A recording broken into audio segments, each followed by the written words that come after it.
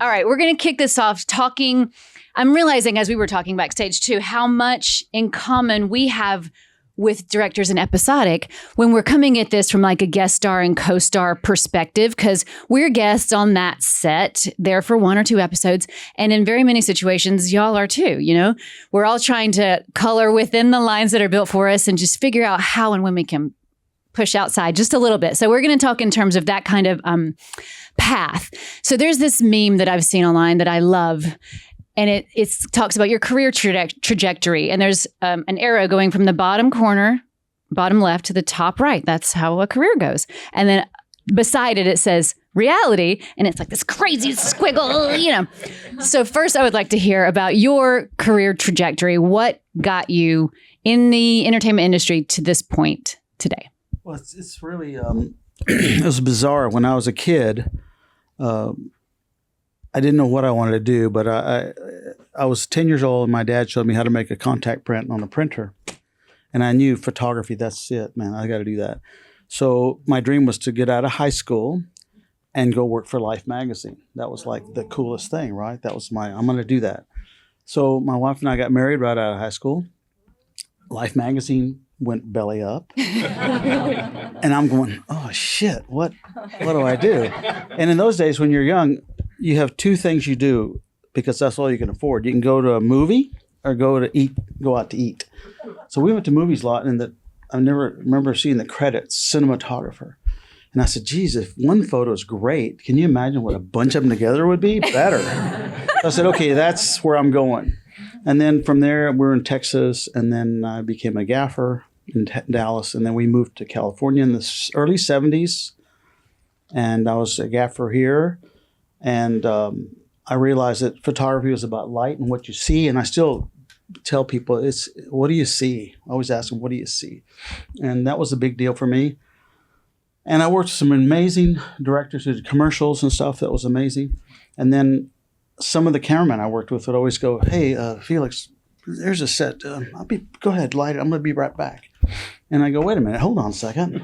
If I'm doing this, why am I not shooting that? So then like, literally in a 24-hour period, I called everybody I'd worked with before and said, I'm shooting starting tomorrow. I'm a director of photography. And you just claimed it.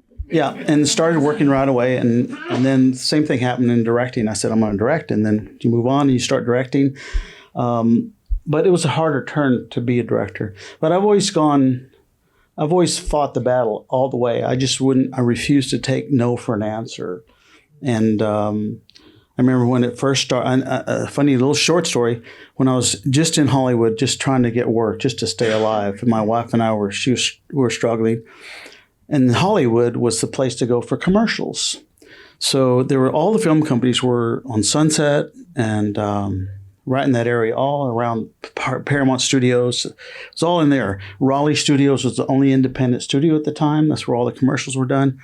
So I would go to every production company and I would say, hello, my name is Fierce. I'm going to go to work.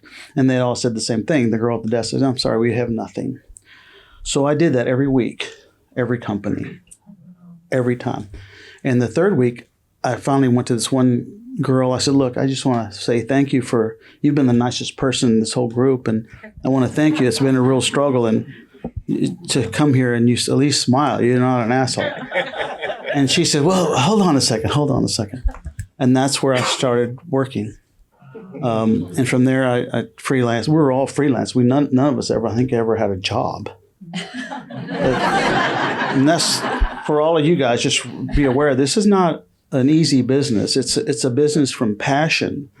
And if you're not ready to suffer and give up a lot of stuff, I mean, my family suffered, my kids have suffered. I mean, but it's what it is. If it's in you, you can't get rid of it. And you're not going to, I never came here for money. That was one of my big things. I'm here to make films and tell stories and be John Cassavetes. That was my dream. But I never got there, so. Well, you're on the stage now, so, you're somewhere. He never got there either. All right, Michael, tell us about your trajectory. I was also that arty kid who took lots of photographs and painted and did that stuff. And I went to art school for a moment and decided that wasn't really going to work for me, and then went to college and studied philosophy.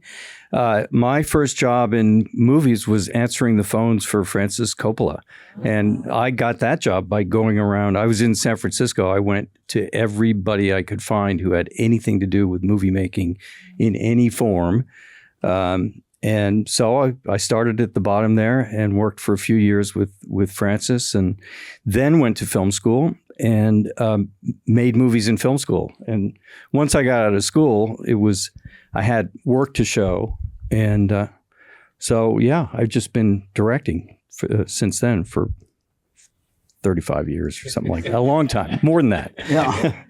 And quickly, from indie film to maybe studio film to TV. Yeah. And lots of, a few ups and lots of downs. It is really hard. You have to brace yourself for, as you guys know, as actors, they'll cast one person for that part. You get the part or you don't. And same thing with directors. There's one director. And so, and if you make something that doesn't do well, it may be amusing to you, but it's not so amusing to the people who want to hire you. So yeah, lots of ups and downs. I started directing television in the early 90s because I wanted to be on set in between movies. Because, one of the hardest things about being a feature director, and you'll find this when you go and work on a feature rather than television directors work with actors all the time. They're on set all the time. Feature filmmakers can be years between projects. Or I did 3 back to back to back, and then you're looking at somebody who's just sort of an empty shell of a person. But so I started doing television just because I liked to shoot.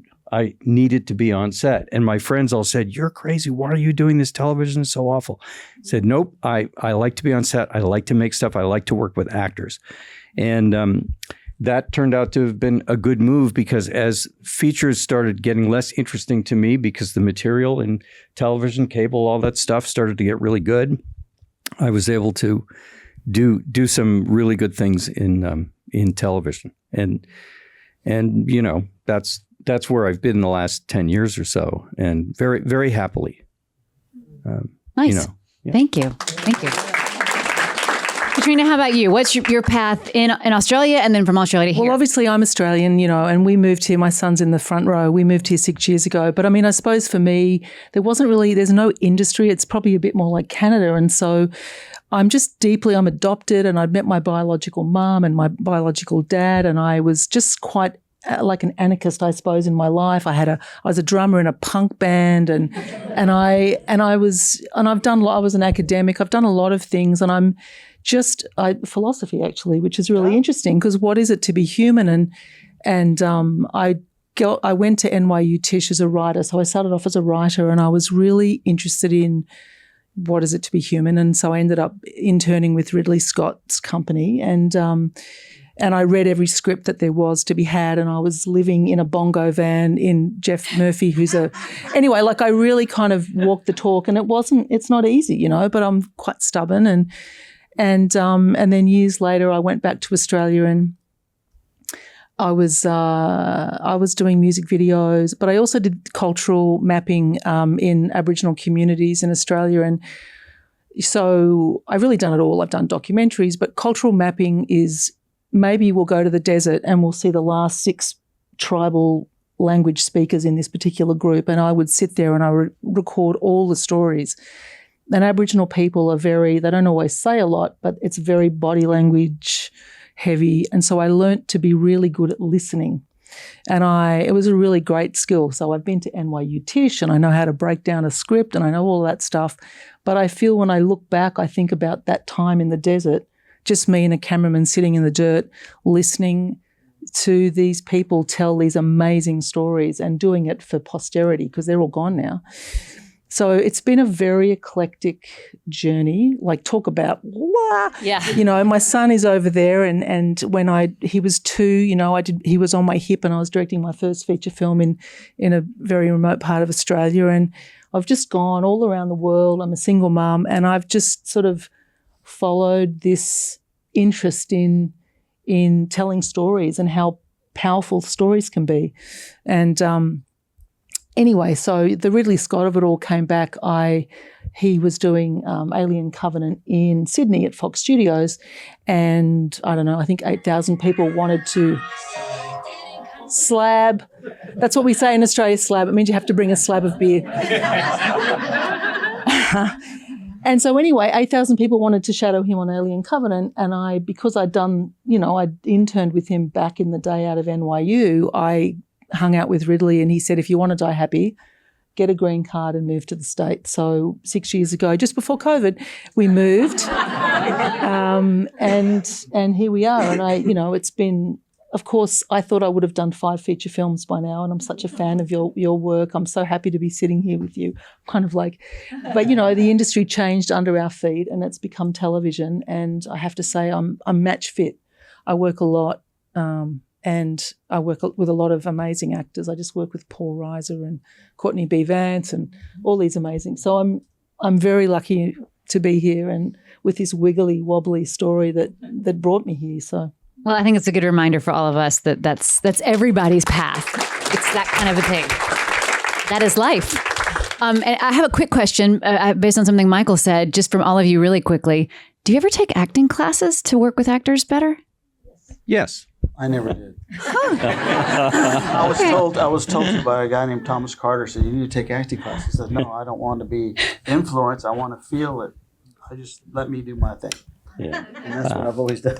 I tell directors always, you got to take, I've taken improv classes and regular, scripted kind of acting classes. And not because I'm a good actor, not because I want to be an actor, just so you know what it feels like. Really, just so you know what it feels like to have people watch you perform or to have a camera pointed at you. And it's really valuable as a director to have some sympathy, and empathy.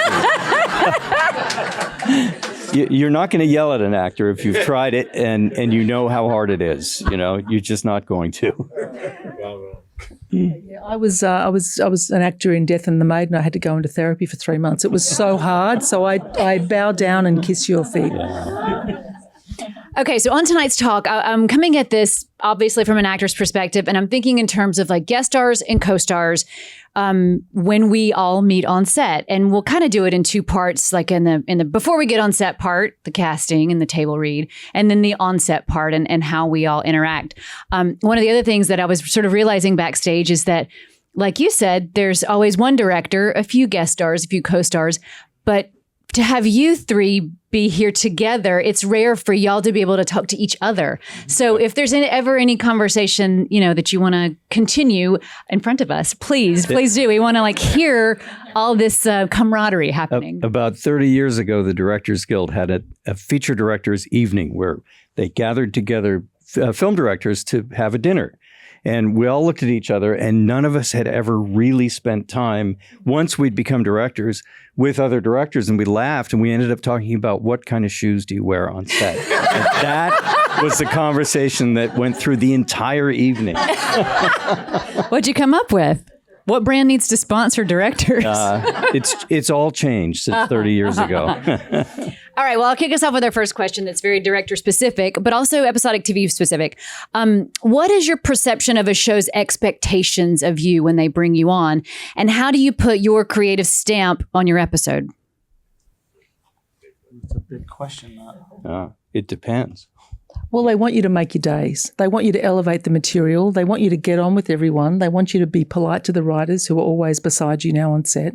They really want you to be exceptional, but play. I think more and more you have to be able to, you can colour within the lines. You can be outside the lines a little bit, but not too much. You've got to make your mark, but not break the mold. So it's and it depends whether you're doing network versus cable streaming. So it's a bit of a dance. Yeah. Felix? For me, I'm sort of caught in the middle because in the past, the directors were given a lot of power on TV. We could do whatever we wanted to do. The writers didn't want to hear from me. I worked a lot with John Wells, and it's like on the day of shooting, nothing can interrupt that. You guys work, and if the actor stops, the actor cannot come to my office. If they do, they're fired. I mean, it was really tough. And yet every actor was prepared, and we were prepared to do our job, and we had a lot of fun. We really had a lot of fun, and but that was then. Today, it's like we can't color out of the lines. You got to kind of do what's written down exactly. But I've never been that director. I've always been like I said, I told you before, I didn't go to acting class, so I'm a feel guy. I'm emotional. I'm very emotional, very connected to actors. I have lots of them that are friends that are in the past that are great, but I let them, like the scene, I let it grow in front of me. I let it become something instead of following this guideline, which I can do the guideline. I can do it exactly right and be nice and polite and say yes or no, sir.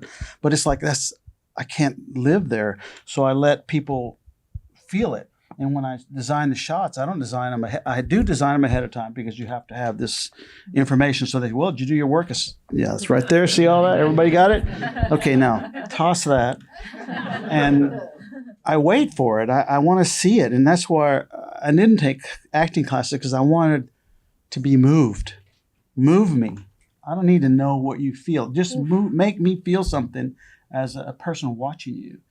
And that's what you wait for. I remember the last time I cried on the set with these two gentlemen actors on Madam Secretary. They did this scene in the foyer of this New York apartment, and it was so powerful. And I was just standing there mesmerized, and I started crying. And I went up to them, I gave them hugs, and they started crying. It was like, but that rarely happens. But that's what I want every time I work. I want to feel what the actors do, and I give them reign to do what they want to do. And that's a bad thing mostly. But within that, if you get what happens with the actors, and they'll know, they'll tell you, you give them all the rope, and then at the end of it, they go, well, Felix, what do you think I should do? Well, why don't we just come over there and stay over there somewhere? And that was what you were going to do anyway. But now they own it. They love it. Everybody's happy. So it's a waiting period. And it doesn't take longer. It's actually simpler. And the actors enjoy that. They love to come to the set. They love to hang out. But that's just, now I don't know how to do it anymore, because there's too many. I can't do that. I just not allowed. Well, it's very collaborative process, obviously. So in television now, writers rule the roost. They usually create the shows and run the shows. And there's this weird phrase, showrunner, that I'd never heard before and still can't quite comprehend. But it to me, it means that's the person who probably conceived of the project or developed it and writes it or leads the writers in a writer's room. But on set, that is the work that the writers do is really done before we get to set. And on set, you have a lot of creative people. And you have a lot of creative people. You have a schedule. You have a lot of technical demands. You have a lot of things you need to take care of in relation to the script. And it's all corporate run. If you're doing television, you're working for a company that wants to make money. But ultimately, you're there with you're like kids. We're going to play. We're going to play today. And it's very important, I think, as a director, that you set that atmosphere regardless of who it is in the writer's room or the so-called showrunner who's telling you what they want. You listen, and you're there to help them get their vision made, but also with your vision. So to me, it's kind of sacred ground when you get to the set. Between the actors first. It's always actors first with me. Do I have a shot plan? Absolutely. Do I know what I want to do? Absolutely. But my job is to get every single person on the set to do their best possible creative work and to make all the decisions that I would make if I were in their shoes. In other words, it's basically helping people come and own the decisions they make, particularly performers. Right. And it should either be exactly what you wanted or better than what you wanted or different in a way that's magical and great. And you then say, good, let's go there. It's a process. It's a great process, but it does change. It depends who you're working with. In television, I've had writers right there next to me the whole time. But when they're friends, it's really fun. And when there are people who've hired you and think they want to tell you what to do, it's not so much fun. You get all different approaches. This is so fascinating to like hear it from your side. I love this. Okay, so talking about casting, like before we actually get on set, is this a place that you can put your stamp on your episode? And I want to hear like how often an episode is fully cast before you get there, how often you get to look at choices. And within that, anything you can offer, like if you look at choices, how many takes do you get? How many takes do you watch? I mean, I always put my top 3 and I'll watch every take. I'll watch everything. And so the writers or the producers will bring you 3 choices for like... Oh, no. I look at 20, 15, many for guest roles, but I'll give them my top 3.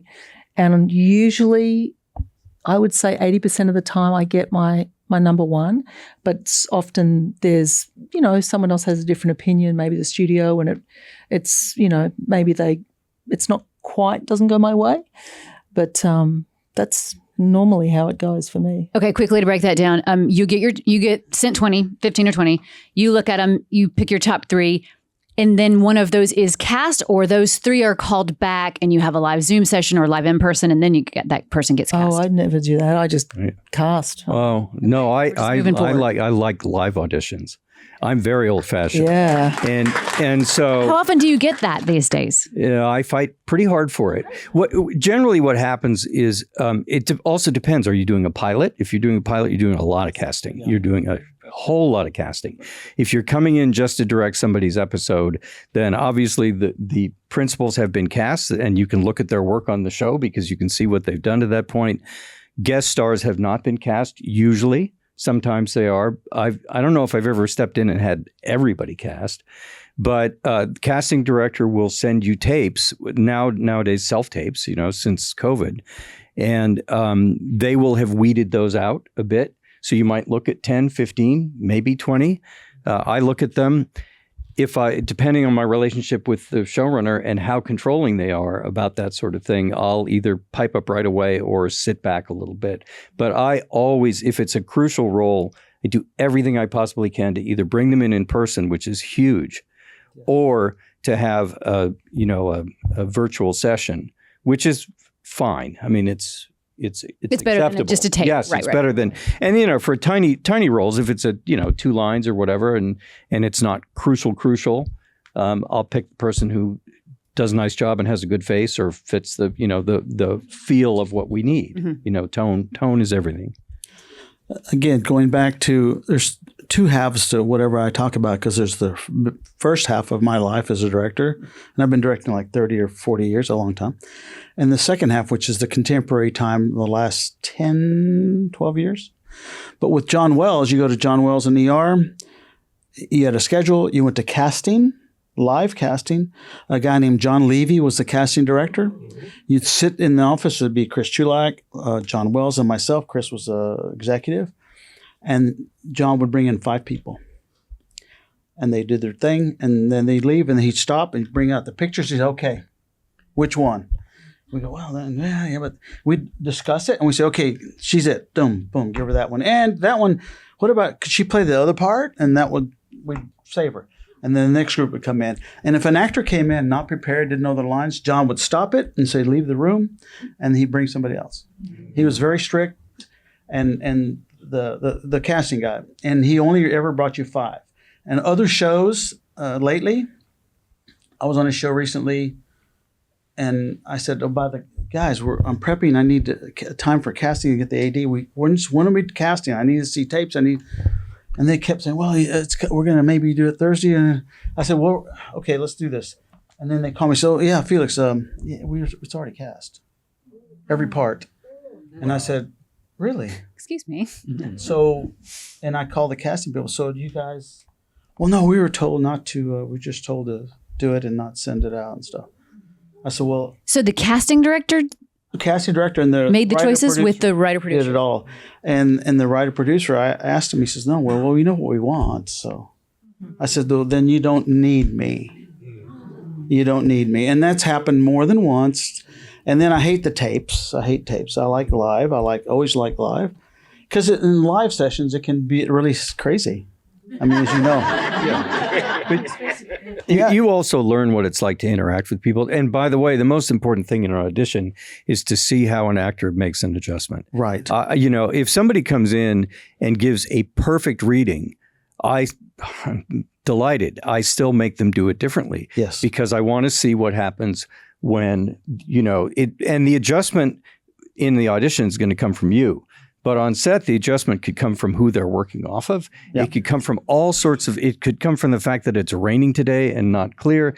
So you really want to know, how does an actor handle an adjustment? And I'll say, I'm going to give you some really bad direction, but I want you to do your best with it. Well, I say that every day, all day long anyway. But that's very helpful. And that's the reason why I don't like the taped auditions, is because yes, sometimes you're going to show 4 different approaches in a tape, but you're expected to give your approach, and so right. It's for me. It's just, I hate when they just take it out of your hands. Well, it's terrible, and it's and then you get. I did a movie once, big movie we were trying to find the leading lady. And we looked in Australia, we looked in England, we were looking at tapes, and we just couldn't find him. But the producer and I were going through tapes every day. And then one of the executives from Hollywood said, "Oh, by the way, we're sending you this tape. Did you see that one girl?" I said, "Which one?" So we went back and we said, "Okay, we watch it, okay, and well, what do you think about her?" He says, "Well, I don't know, not great." And then he said, well, she's been hired. She'll be there tomorrow. She was coming from Australia to Canada. She'll be there tomorrow. And she played this soldier, right? Here's another thing that was really funny. She played a soldier. She was the lead as a soldier in Battles, one of the Battlestar movies that I did, the one and only movie they did. So I was in my office, and they were, "Hey, Felix, she's here. I'm going, got to see this woman, see what the hell's going on." And I went out to the lobby, and I'm like this, like, "It's her right there." I said, "What? Who?" She was like 5 foot tall.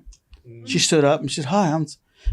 My heart just sank. I'm going, "Shit, what do I say? I can't be rude. I can't." But I said, "How is she going to hold a gun?" She was like this, and she's supposed to carry these rifles and stuff. And I called the producer and said, "Guys, what am I supposed to do?" "Well, she's it." I said, "Okay." And that was it. And of course, everything I shot with her was like this, and you got to make her taller and make sure all the angles are correct to make her. And her scene partners and everything. Everything. I had to deal with her, and she had to kill somebody once. I made them get on their knees, and I said, "You got to make it work." So that's what you do. Anyway, that's the kind of stuff that happens, and there's nothing you can do. You have to go with the flow. You have to make it work, because they're expecting, like you've all said, you got a schedule. You got so many days. You got to get it done, and they don't like you to go over or anything like that. So that was no. Catriona, anything to add from the casting process? I mean, I agree that seeing an actor make an adjustment's everything, because then you know that they can go with the flow on the day. And for me, that is so. I always watch all of the takes. If there's 3 or 4, I'll watch them all, because that's where I learn. 3 or 4 takes from the same actor, you mean? From the same actor, absolutely. That's where I feel like I make my mark as a director on Episodic. I mean, I can do wacky shots and I can do all sorts of things. Yeah. But with the casting, that's everything. That's everything. Yeah, I tell the casting directors, please ask them to make these adjustments, to give them an indication of what it is that I'd like to see. Right. And then the casting, because sometimes you guys know you'll read with the casting director before you come in and meet the director. Yeah. So that's also important, is that the poor actors who are coming into audition be prepared to know what it is that the show or whatever the movie is looking for. And this is a great note for all of us to remember, that when we get that weird note in the room of like, "That was beautiful, now do it 180 degrees from where you just did it." It's not that we did anything wrong. I mean, it's like that immediate ego thing for us actors where we just want to get it right and we want to please you. But it's to simply show that we are facile with our craft. We can take direction. I'll say that was perfect. That's, you could not do it better, but let's try doing it different. Yeah. And then you give the encouragement. Is there anything, let's talk tapes in particular, since that's so much of at least the first round of getting in, anything that you see in a tape that definitely catches your eye, that just like is the mark of a pro, or that stands out to you as like, they got it going on? I mean, if there's two takes and one of them is 180 degrees from the other one, I go, that's a big swing, and I appreciate a big swing. I like that. I like big swings myself, so the courage of that I appreciate. Right. I like to see people stick to the script in an audition. If you're coming in person, then you can start. If the director says, "Let's try changing it." But a lot of times, and not so much anymore. But in the old days, you used to get people who come in and they just rewrite everything the first time they said it. Yeah, and I'm going like, well, okay, so if that's what you're going to come in with, then what's going to happen on the set when we don't have time to play, or when I don't agree with where you're going, or I know that the showrunner and the people who, all the people up the ladder are not going to like that approach, right. So, yeah. Uh-huh. Anything to add, Felix? I mean, you can make adjustments on the day. Like you said, if you just can't start making up stuff, and a lot of actors will come in the set and they will do that. You're in casting and you go, please try this. Read the fucking script. All right, those are like very simple notes. Take big swings and stick to the script. The other thing that really helps more than anything, if you come in and you're off script, you don't bring the script with you. You know the lines. That means you actually rehearsed, you worked on it, you worked your ass off. You just don't come in and read it and then leave. You gotta bring something, and not add stuff, but just at least have memorized the damn lines, and that's important. Okay, great. So we're going to get into on set. Well, on the way to set, quickly, to table read. What are your expectations of actors in that situation, and what are the network's expectations?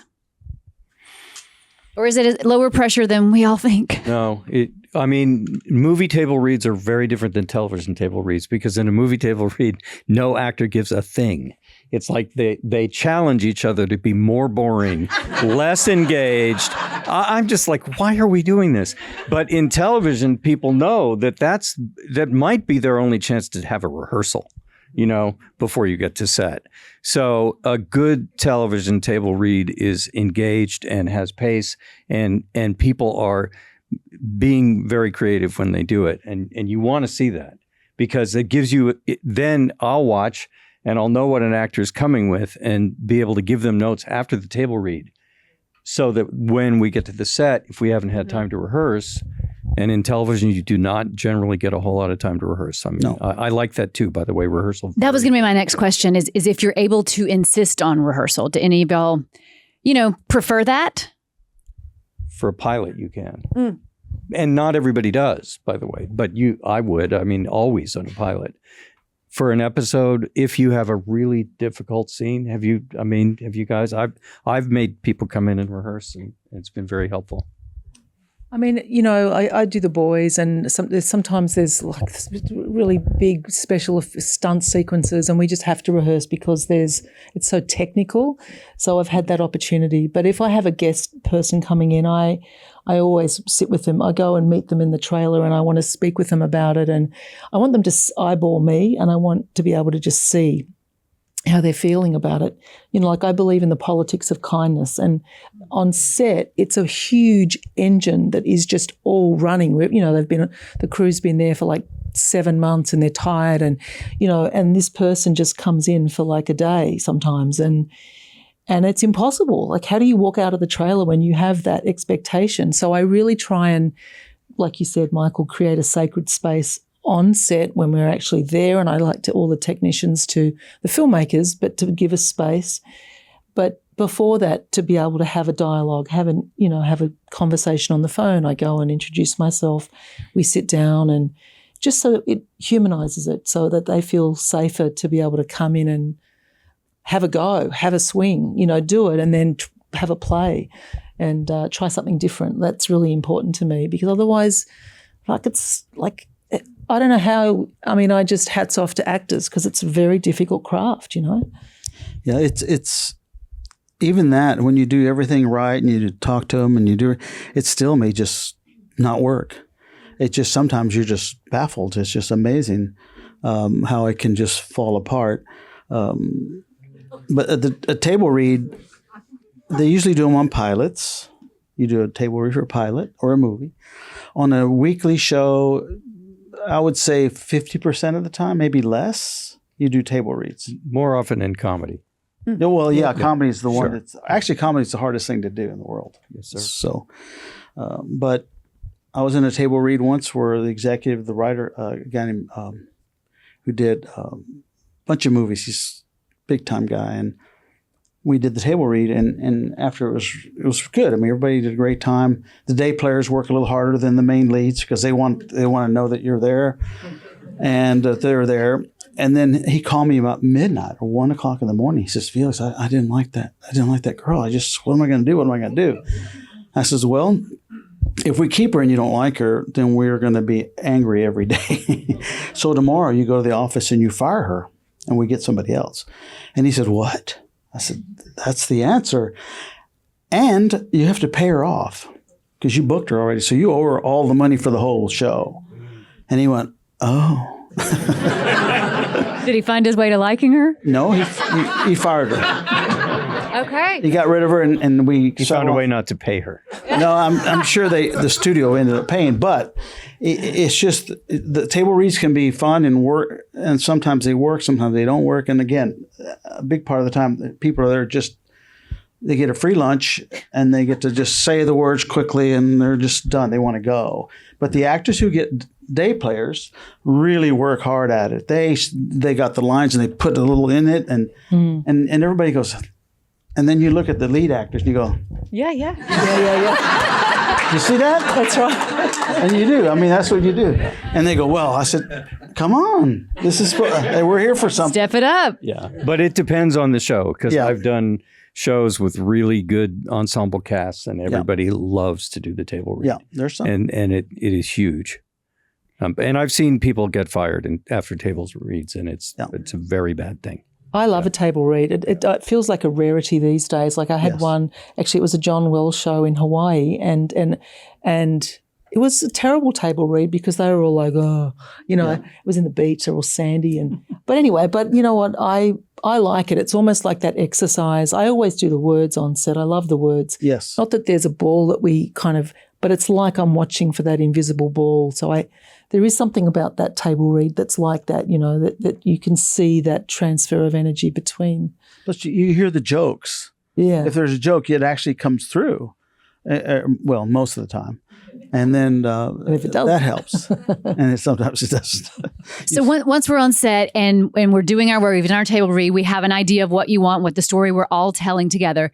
How much editing are you doing in your head as you are watching these takes? And then is it helpful or harmful of us to offer a different color in the next take? Oh, you can. I don't want to speak. I believe Catriona has been.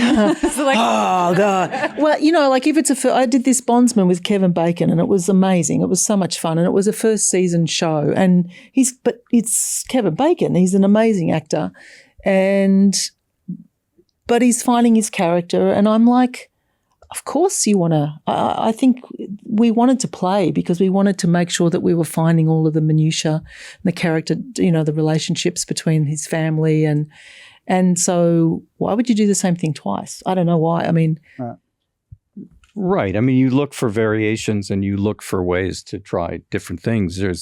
There are so many ways in which you can try different things before the camera rolls, and then when the camera rolls, you can try different things, and we do always. It's it's be pretty boring if you mapped it all out and just right. No, that's one of the things I was telling them earlier. I'd like to go to the set and you read the words. You say, "Okay, let's read the words." Everybody gather around, read the words. We read the words and we go, and then you say, "Okay, let's just just do the room. Just go do whatever you want to do. Just walk around. Let's see what happens. And I always let them do whatever. And then I walk around as a camera and I watch and listen to the story. And that you can tell it doesn't work. And then you go, just try another way. Let's try this. And keep letting them get there. And they finally do. And when they do, I've watched it in different ways. And I go, I know what the shot is. Now I know what this is going to take me here. And it's going to go over here. And then she's going to step across. And that's magic. But I could have never planned it that way. I could plan it, master overs, coverage, wide shot, go low, a good cool shot here. But that this doesn't work. You got to wait for it. It's like what I told you guys. It's about my feelings and my emotion. And when it happens, it's like a bell goes off. It goes, ding, there it is. And even when you print, I mean, you shoot, take 1, take 2, take 3. I always found that take 3 or 4 was the magic number. For professional actors who've been around in the guest cast, it seemed like the pros will hit it on 3, 4, and then you move on. Or 1. Oh. For Michael, it's 2. 2. It depends. It's pretty good. It depends on the well, you know all the stories of Clint Eastwood, right? You guys know about this, and so I tried that one day. I said everybody gets 1 take. It was very interesting. I did the same thing. I did a whole show, 1-hour episode of a show called Third Watch. It was cops and fire departments. And I said, okay, I didn't tell anybody, of course, anybody that counted. I just went in and said, okay, the actors. I said, okay, you guys rehearse. We're going to take 1 take on this angle, and then I'm going to move the cameras and do 1 take at that angle, and then we're out of here. And they went, what? I said, yeah, I want this to feel like we're falling off a cliff. I don't want to, if you make a mistake, I'm not going to shoot it again. We're going to move, put pressure on you. If you make a mistake, we'll pick it up over there or over there. I went to the cameraman and said, let's do this. And he looked at me like, what? And I said, let go, man. Let the window do the lighting and let's go. Come on. I want this emotional. It's a cop show. So we did the whole show that way. Got back home to LA. I had an office at Warner Brothers. And I got in more trouble. And the sad part was my question at the end of getting yelled at, I said, did you watch the episode? Because we just edited. Yeah. And? Well, it was great. What the hell am I doing here? I mean, did you see the emotion of the actors? Did you feel it? Well, yeah. And then the other part that they really hated was it was an 8-day episode. I did it in 6. Because you just finish. It was exciting. But that's the kind of stuff I always get into. So, sorry, I apologize. Anything to add, either of you? I mean, in that, I want to hear what's your secret sauce for getting that, getting the performance you need in the moment? Well, the moment also depends on what the shot is, so it's, you rehearse to try to get the shape of a scene, or that's what I like to do to make sure that everybody knows kind of how it feels and that they're finding their way through it, and we'll block it. And blocking, like what Felix said, I have an idea in my head of how I think it should be blocked, but I don't tell anybody that. Right. I say, let's do it. I might arrange the props or the furniture in such a way that those are likely choices. And then, and I will have talked to the DP ahead of time and said, most likely it's going to go in this direction. And I usually have the DP there after at least the first rehearsal, so that they can tell me, if you just shifted it over there, I can light it better, that sort of thing. But this is when we're shooting, you say, when do you have that magic moment? You need to know how you're going to shoot it so that you know which shots you're going to want to get that happening, because it's kind of a drag when somebody does a great performance when they're off camera and then doesn't have it for the time when they're on camera. I think we've all been there. Or when you get something good in the master that they can't get in the close-up again, or that they tell you they're saving it for the close-up and you don't want them to save it for the close-up because you have a thought that it's going to go into this shot or that. But generally, I don't ever bother the actor with what the shot is, I mean, one of the things that I realized maybe 10 years ago that often actors aren't treated with a lot of respect. And it was a shock to me because I was like, I was a writer and then I was a director and I was, nervous and, actors. There was a bit of that nerves around actors. And then I had this moment where I was like, oh my God, these guys aren't treated with any respect. And it was such a shock to me because it's always your faces up there on the screen doing the work. And if I cast the right actor, it's everything. So I like to have the conversation. I ask the actor, how do you like to work? Do you want to go first? Do you want to go second? Do you want to do the master first? Maybe you want to do the close-up first? And I feel like I get different responses and I try and I'm just a conduit. I don't I want to create a space where great work can happen and it's in the blocking and you can feel it. But sometimes I meet the person where they're at. Like I've done a lot of, in Australia, short films and feature films with non-actors, and sometimes I have to tell them, say these words and then take a breath and look down. And the whole film was ADR'd because the little boy didn't know how to read and write. He was completely, it was beautiful, but it's a different thing. And I feel like whatever the situation demands, that's where I go. So who like some actors like more orange, more purple, and another one wants to analyse the asshole out of Milton's comma, and like they're theatre actors, and everyone's so different. And I feel like it's just understanding what the moment requires for the best work, And they have their different processes. I worked with Laura Linney on something, and she had her script was just annotated in real detail with Post-it notes and all that. I was like, wow, you've done all that work. And that's great. And she was working one day with another actor who was very loose in everything he did. And she said, it drives me crazy. And I said, it's kind of good that it drives you crazy. And it's good that you have such different processes. But they had to find their way with that. It was really fun to do it because they were both it was Oliver Platt who was working opposite her, and he's terrific. And Oliver never does the same thing twice. You cannot get him to do it. You wouldn't want to. And so it was really interesting to have two thoroughbred actors doing scenes together where their approach was so completely different. And they were very, very good together. They were great. I've been in a situation where the actor just couldn't talk to him. It's just, he'd be on the set, he'd do a scene, and you want to say something, and you go up there, and one day, the first time I did it, which was a mistake, he says, I've been doing acting for much longer than you've ever directed, so don't say anything. I said, okay, cool. Yes, sir. So we shot the scene. I said, I gotta find a way to make him understand what we're doing. So I have a lot of ways. We all have some ways we do things. So we would print something, and then we'd start tearing the set down, moving somewhere else, and he would come back in 5 minutes and say, I want to do that again. And you sit there and go, oh, shit. So we have to redo everything, and we have to shoot it again. And he'd do it once, and then he'd say, okay. And you go, what was that about? I don't know. It's just an actor thing, So then what I did, I said, okay, next time we shot with him, he left the set, and I said, okay, guys, make noise. Don't move nothing. Look busy. Here he comes. Oh, gosh, really? Oh, you gonna do it again? Oh, okay, we can do it again. So we did it. And then finally, I had to talk to him. There was a scene where I just had to talk to him. He was just too big. I sat down next to him. I said, look, I don't know what the word director means. I'm just a guy, and I'm here, and I watch, and when something happens, I go, and I print it. That's what I do. I just go, and I print it. And he said, Felix, oh my God, why didn't you tell me this before? Oh my God, this is amazing.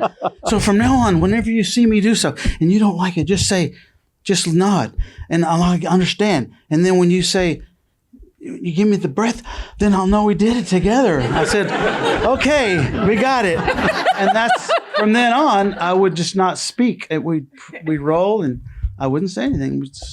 And he knew, I got to do it again. And then finally I go, and I print it, and he would,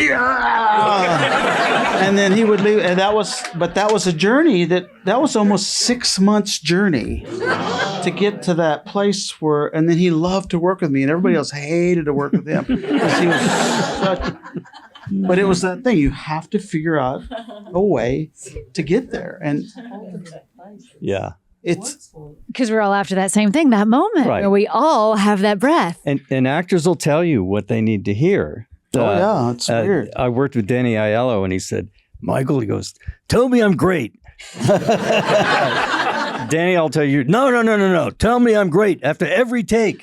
I said, well, what if it's not great? It doesn't matter. Tell me I'm great. And sure enough, every take, I'd go, Danny, that was fucking great.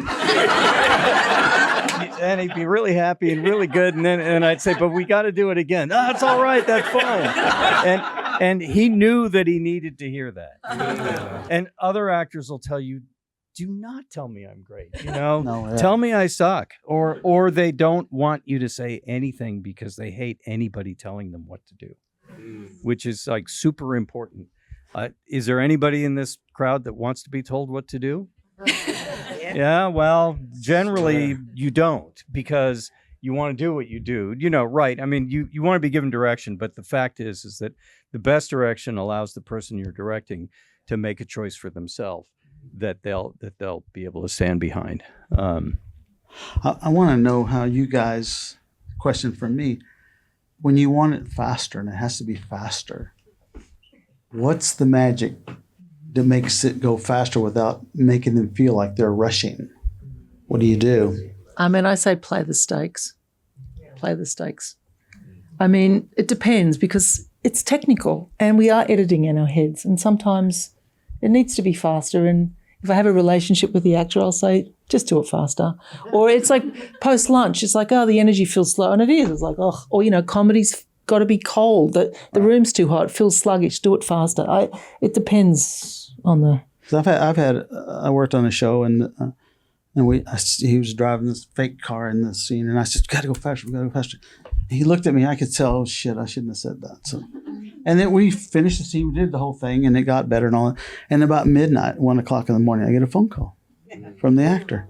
Felix, don't ever goddamn tell me to go faster. Tell me the house is on fire, my mom's dead, my dad's dead, anything, but don't say go faster. And I said, okay, man, I'm sorry. He says, okay. And after that, we're best buds. But it's just, he couldn't hold it anymore. It was killing him. Yeah. But if it's a British actor, they'll say, tell me faster, slower, louder, softer. Training. That's all I need. And then you go, good. I'm glad we're here with you from England because, and I'd love to say, you're going to hate me for saying this, but you just need to do it a whole lot faster. And I say it with a smile, and I know that that's not necessarily going to help you, but it is important, especially in comedy. I mean, in comedy, sometimes all you need to do is just go breakneck speed. So, you can say you got to there are all the tricks, you got to get home, you got to do this, there's a fire, whatever, but it's okay to say, just do it faster. Well, speaking of faster, I'm getting the light. So we're going to do one quick lightning round. Quick is the operative word here. We're going to start down here with you, Catriona. Your most recent vacation or somewhere you're planned going to? The April 8, 9, 10, the Northern Lights in Alaska are going to be the hot place. So my son and I just on a whim just went, fuck it, we're going. Okay, amazing. Your favorite snack food on set? Water. And a show you're currently binging? Oh, White Lotus. Okay, Felix, you're next. The show you're currently binging? God, I just finished rewatching. What was it? Oh, there's so many. But the British shows always seem to be great. The Diplomat with what's her name? Kerry Russell. Yeah. That to me was amazing. The writing was spectacular. The acting was great. Because I did so many years of Madam Secretary, and I called the producer. Said, why weren't we doing that show? We were so conservative. I mean, and we had a great actress who could do it. But that show to me was amazing. What's your favorite snack on set? Oh, man. Coffee. I drink lots of coffee. I got that. And your most recent vacation or somewhere you're planning to go? I'm taking my grandkids to the beach. We're going to go to Morro Bay for 3 days camping. And they're 4 and 5. They're 2 boys, and they're like, I don't know how I lived through it, but my wife and I will take them. And we're sort of helping raise them. So, all right, Michael, you have the benefit of all of their other answers and all this time. Most recent vacation or somewhere you're headed? Well, I'm headed to interesting places, but I was in South Korea recently. It was for work to do a directing workshop, but it was totally fun. It was really cool. What's your favorite snack on set? On the last show, it was an afternoon Haagen-Dazs vanilla bar with chocolate. I'd eat all the chocolate off and then eat the. Everybody watched me do it every fucking day. And what show are you currently binging? I just finished Severance, and I'm in the middle of White Lotus like everybody else. Yeah, same. Well, everybody, please join me in thanking our panel.